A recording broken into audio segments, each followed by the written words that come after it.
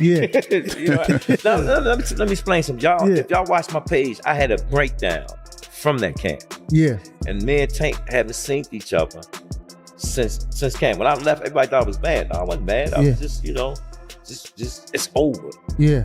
You know what I'm saying? Because I was going through court at the same time. Yes, I was going to say something like, yeah. I was going through court. Yes. And he won, I won. That's right. So, Alhamdulillah.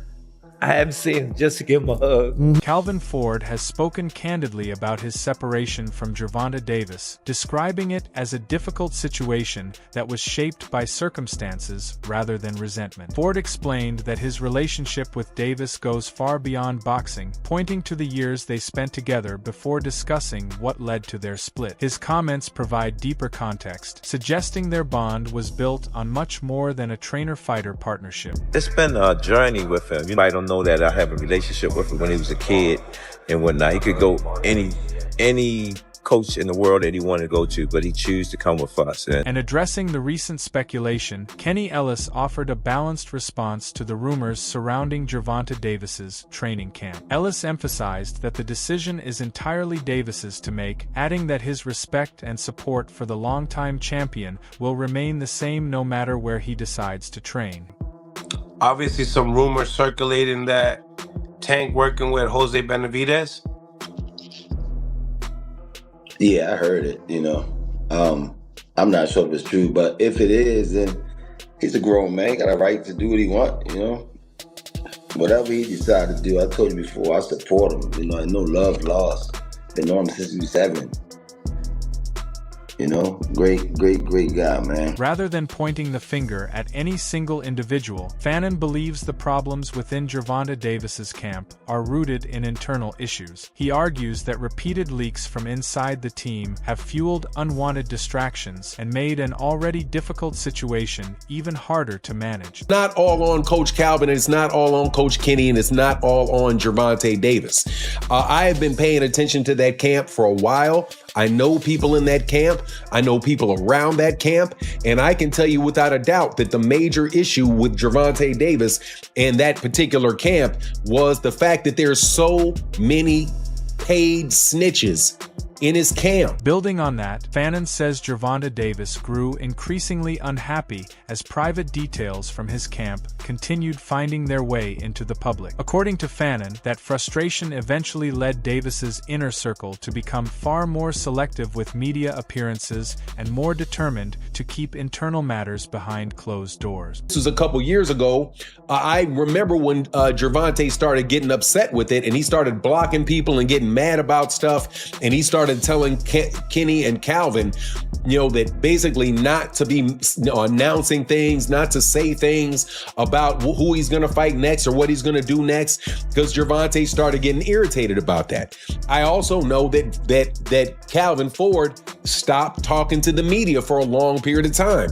Kenny Ellis stopped talking to the media about Gervonta in that way because they were appeasing Gervonta and Gervonta's desire to have that information kept in-house. Adding another perspective, a boxing analyst believes Gervonta Davis's own comments offered greater insight into the situation rather than criticizing his coach's ability. The analyst argues Davis appeared frustrated by a shift in priorities within the team. In their view, those remarks gave fans a clearer understanding of the growing divide and sparked fresh debate over what ultimately led to the split. All that Rise podcast-ish, and even the way Kenny posts, they forgetting the reason to be in it, right?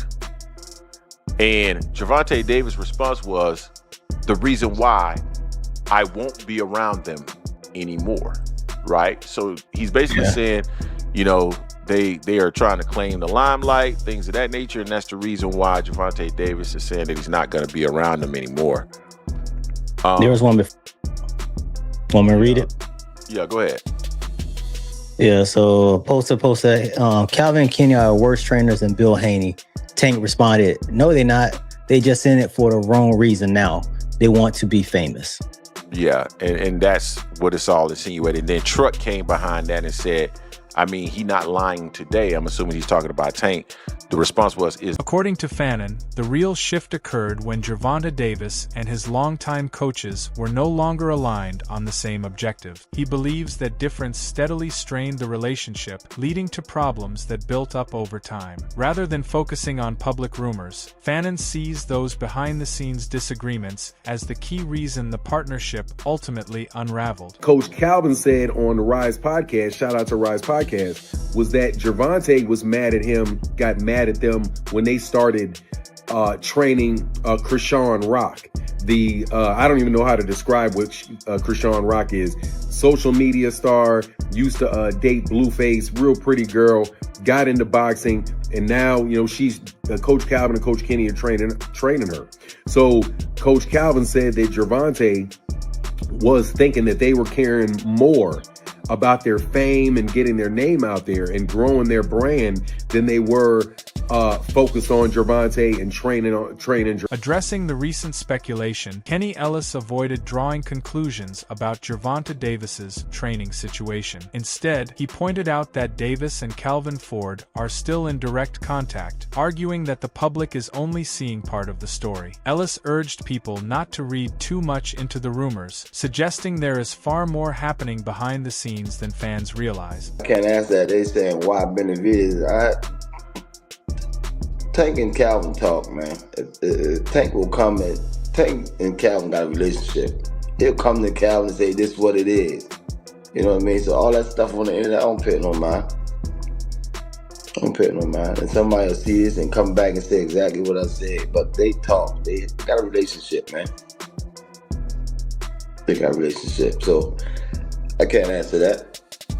When Tank comes talk to Calvin, it is what it is, if that's the case. Turning to Gervonta Davis's future, the analyst described the arrival of Jose Benavidez Sr. as an interesting development in Davis's camp. Rather than viewing it as a major shakeup, he believes it could give Davis the chance to add new elements to his game. At the same time, he noted that it's still too early to know exactly how significant Benavidez Sr.'s role will become as the partnership develops. Senior, that's an interesting pick. I wouldn't have thought that would have been the person he would be training with, honestly. A lot of people talking about Cunningham, going back with him. Because some people say that was the best version of Tank when he was with Cunningham. But Benavidez Sr., hey, he got his son, David, Mexican Monster. Him and Tank were kind of cool. Tank, he's been on Tank undercard a couple times. Tank said he would actually be on David Benavidez undercard. He'll do that for David. He'll do a solid for David. So it's interesting to see any type of tweaks Senior might be able to put for Tank, for his skill set, and see what David might be able to steal from Tank. Also being, especially if they're working together, if they train at the same time or not.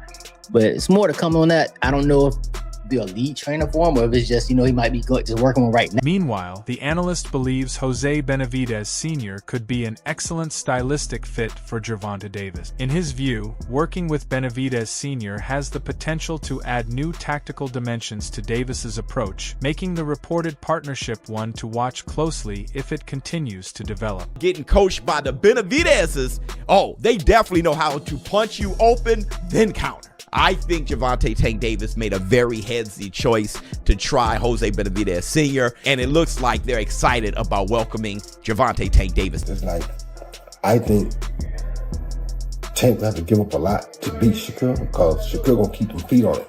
And you gotta gamble against them feet. You can't just go down and box and think you're gonna beat him, as Teofimo found out. You gotta gamble with them feet, because you don't gamble with them feet, he's gonna beat you all night. He's comfortable being on that back leg and being smart about it. He's comfortable tattooing you all night long. He ain't got to knock you out. He's comfortable just popping you all night long. And that's a good thing. So I think it's very difficult for anybody to beat him that don't know, or is not willing to gamble and sacrifice to try to beat. Offering another perspective, Sean Porter believes Gervonta Davis's reported decision may have been influenced as much by trust and familiarity as by boxing strategy. Porter argues that while technical guidance is important, an elite fighter also needs an environment where he feels comfortable and confident. In his view, that sense of stability can be just as valuable as any adjustment made inside the ring. There's some comfort there. Is that what it is? I feel like that's what it is. I feel like there's some. They both killers. He's down in Florida, if I'm not mistaken. Miami, yeah. Washington. Yeah, he's between Seattle, Washington, Florida, Arizona, Vegas. He be everywhere. Yeah. Which might match the lifestyle of Gervonta Davis, you know. Yeah, surprising to see it. I think, but I feel like he's comfortable with Jose, and just telling y'all what I know. Sometimes that's all it takes. Whatever's gonna get this light flip up, turned on, and keep it on. Sometimes it's comfort. I just need somebody that I feel comfortable with, that I can be myself with, and that, you know, when I'm ready to move, they moving. When they ready to move, I'm moving. And I feel like he thinks he has that with. Thomas Lamanna believes Calvin Ford has been instrumental in Gervonta Davis's rise since the start of his career. While acknowledging there may be valid reasons for the reported changes, he remains unconvinced that the rumored path is the best one for Davis. Calvin Ford is Tank's guy. Built him from scratch. I remember when Barry Hunter had Tank. He ain't look too good. Calvin, he kept Calvin in the corner, but he ain't look too good. I think Calvin is his guy. I don't think now, unless they had some weird maybe they split. Maybe Calvin didn't like what he was hearing, what was going on, and maybe personally he didn't want to be involved with it. I don't know. I'm speculating crazy, so let me just, I want to dead all that. I damn sure don't think Jose Benavidez is a good fit. If you're going to switch, man, you go to the Robert Garcias. Building on that point, Thomas Lamanna and Sean Zittel turned the discussion toward leadership within Gervonta Davis's camp. They suggested the greater concern may be structure and accountability, believing a stronger guiding presence could benefit Davis moving forward. Due respect. Yeah. Yeah, John David Jackson had Kovalev in his prime, did right by, did whatever he did for Bernard. Currently trains Clarissa. We're talking Gervonta Davis. We're talking. Yeah, I don't know if that's a good personality. We're talking big boy shit. Like, yeah. That's an elite level guy. And by the way, Benavidez Sr. Listen, you see what he like. David Benavidez is who he is, highest of the high, elite of the. Shakur Stevenson believes his rivalry with Gervonta Davis has reached a new stage. In his view, the dynamic between them has changed, making their long-discussed showdown more meaningful than ever. That he will fight me, so it sounds like his tune is changing. I think he may not admit it, but I think he got a lot of respect for me as a fighter, which is why I think he's planning on leaving the game. He plans on fighting me as his last fight on his way out the door. That's why I don't think, even right now when you see him he's trying to negotiate with Devin, but there has not been no real negotiation with me. So I think maybe his respect for me as a fighter, what I've been saying for years, he may not want to admit it. I'm the guy that's going to admit it. We are the two guys that's the best in the sport, and our destinies is calling each other to fight each other. So I think I will be his last fight for sure. Offering his prediction, Alexander Usyk gives Shakur Stevenson the edge in two of boxing's biggest potential matchup. He believes Stevenson's complete skill set would be enough to overcome both Devin Haney and Gervonta Davis, reflecting his confidence in the unbeaten champion. Shakur and Devin Haney and Gervonta Tank Davis, who wins?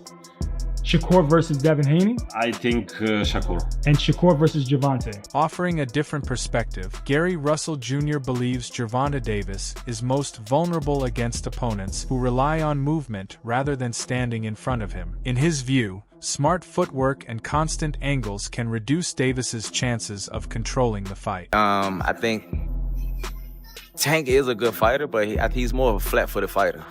He's flat-footed. He needs to plant to really get his punches off, stuff like that. Anyone that's going to box and have lateral movement, it's going to make it a little difficult for him. Expanding on that view, Gary Russell Jr. favors Shakur Stevenson in a potential fight with Gervonta Davis. He believes Stevenson's discipline, distance control, and technical style would allow him to manage the pace and gradually take away Davis's strength. Because of that, Russell expects a tactical contest rather than an all-out firefight. Tank fighting a Shakur.